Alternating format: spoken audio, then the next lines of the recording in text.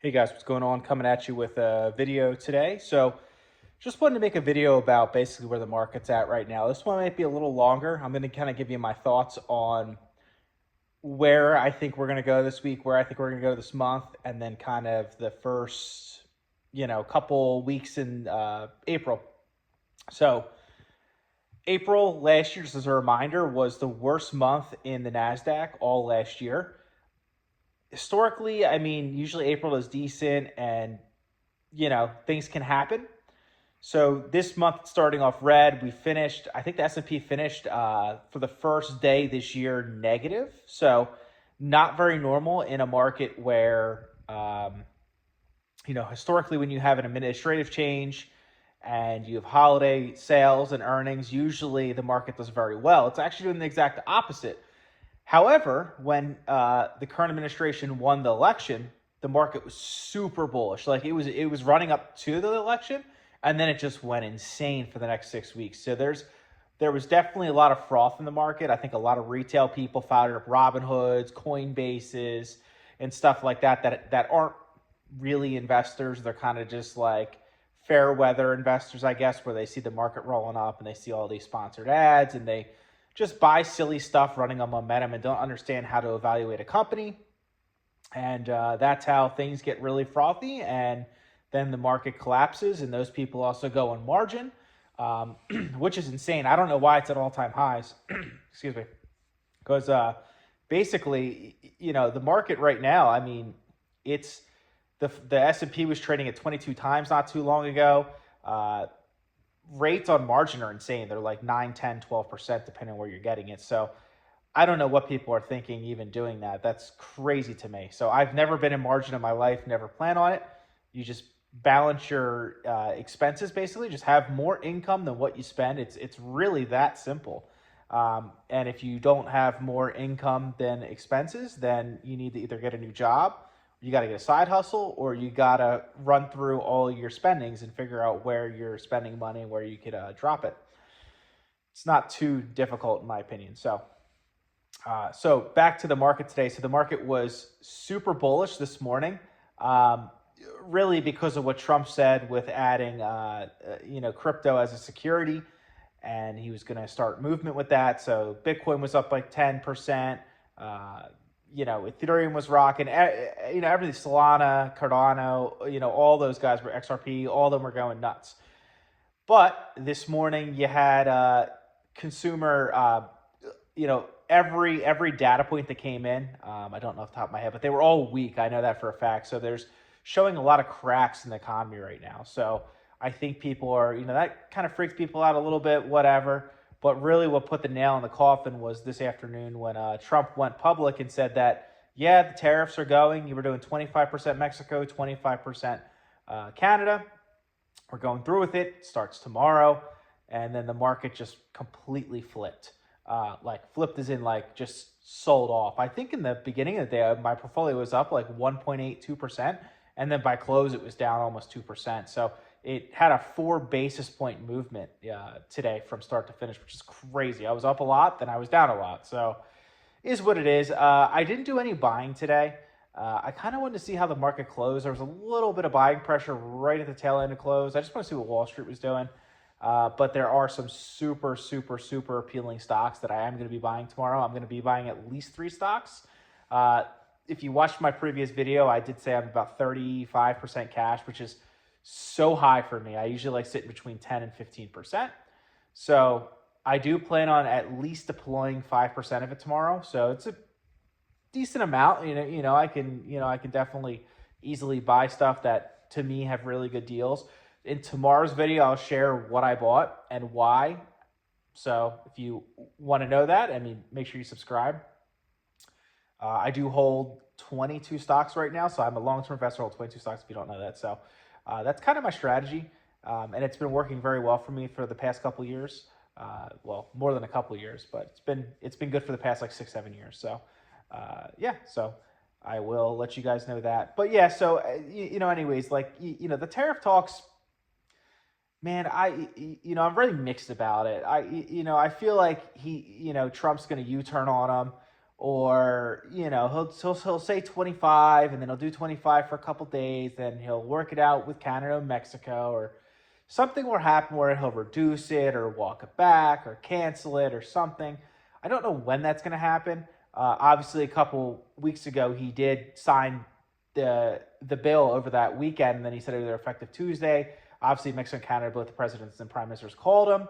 They worked it out Monday. I think a lot of people thought that was going to happen again. I was kind of in that camp. I really didn't think he was going to go through with it, but it does make sense because it shows that he's not messing around. He's serious in what he says he does. I think he's just kind of trying to set like a precedent, like a tone, being like, yeah, when I say things, I'm going to do it. So if he says something in the future, they're going to take it more serious, or maybe in a different negotiation somewhere else in the world, he can use, oh, look what I did to Canada and Mexico. Look what I did to China, blah, blah, blah.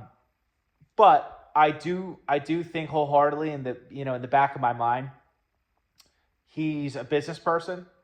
He cares about the stock market. He's one of the few presidents that actually understand the stock market and know it and understand the value and how important it is to grow GDP in our market to keep the dollar so strong and keep it the best of the world. I mean, you need a growing economy to continue, because there's so much national debt. You have to grow. You have to. If you don't grow, you have a problem. So he knows that, and I think Wall Street's just freaking out basically for no reason. It's a short-term thing. If you're a trader or whatever, like I really don't know what to tell you. But if you're long-term, just find companies that are really good that you like, that have really good fundamental values, and then just take advantage of it. Like that's what I'm going to do tomorrow. And I do plan on buying at least 3, like I said. So I will let you guys know that tomorrow. So yeah. So I mean, for me, I'm not worried about this at all. I think it's all short-term stuff.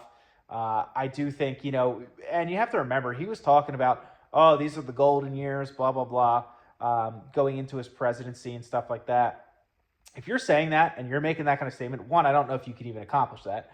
Two, if you're saying that, adding tariffs is like, that's not going to hurt the market. Like that is going to devastate the market. It's going to mess up supply chains. It's going to make a big mess, and the market's not going to like it. And he knows that. So clearly you got to take it with a grain of salt. I think it's more of like a posturing thing, and it's more of like, oh, look, I did it. Because he was campaigning about it. So this isn't new either. Like in November, when the market was running, and December, he said he was going to add tariffs, and he did his first administration. Don't forget about that. He did. He added it to China right off the bat in 2016. So this isn't the first time he's done it. It's not like a surprise thing. It's not new. So it's kind of one of those things where I'm like, I don't really understand why the Wall Street's so upset about it. It doesn't shock me. And he's been saying it too. So anyways, I think in summary, I could see the market selling down or buying the dip. Either way, I'm prepared. My positions are almost all fully built. I got a lot of cash. I will gladly put it in the market for really cheap values. Or if it U-turns and starts going back up because it's not as severe as people thought, which is probably the case, then I'm already positioned. So I'm really in a winning situation. So that's kind of my thoughts on what happened today and why. But overall summary, short-term thing, really not worried about it. If stuff gets so bad, things will change. And also, I do have a pretty big position in TMF. That's an inverse leverage play on the 20-year Treasury. I thought the rates were going to cut very heavy last year. So my position in TMF is about 5% of my portfolio. It's currently up 20% right now from my cost base. So it's looking really good. I think the 10-year is at 4.1 basis points right now, which is down off 4.7, 4.8 a couple weeks ago. So as we see this weakness in the market, I think we're going to see more of the rates going down, which is good and bad. Good because the market wants it, but the way it's going down is, it depends on how you look at it. But I did think rates were going to come down last year, and I still think they're going to come down this year. So I actually held TMF. It was supposed to be I don't really trade, but it was supposed to be a long trade, like a 6 to 9 month play. But now we're over a year, so now it's a long-term investment. So whatever. But I do plan on probably taking profits this year when the Treasury drops even more. But that is something that happened today.